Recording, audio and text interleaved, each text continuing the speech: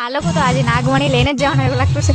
આ લોકો આજે એટલા બધા ડાન્સ કેમ કરે છે તે આગળ વિડીયોમાં કહું છું. Hello, good morning guys. અરે કાલે કોઈ મને કમેન્ટ કરતું હતું કે તારું થોડું જોઈને મારો આખો દિવસ બકવાસ ગયો એમ. ભાઈ તને મારી વિડીયો ના જોઈએ તો ના જો.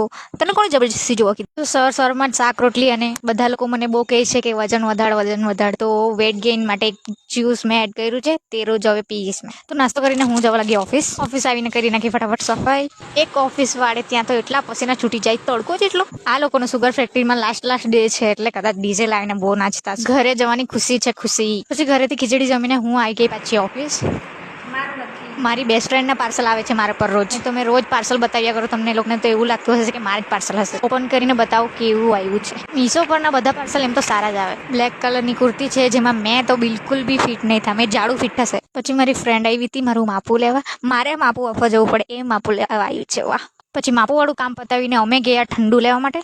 હવે ફ્રેન્ડ મારા માટે અહીંયા સુધી આવી તો એને મેં ઠંડુ તો પીવડાવવું પડે કે નહીં. જે મારું ફેવરેટ છે તે મેં એનું બી ફેવરેટ બનાવી દીધું. ને એ મારા માટે લાવી હતી આ સફેદ જામુન. મેં પહેલી વાર ખાઉં છું. પછી મારા હાથથી બી નાના ડબ્બામાં મેં લાવી હતી દ્રાક્ષ. તે ખાવાનું ભૂલી ગઈ હતી, તે અત્યારે ખાઉં છું.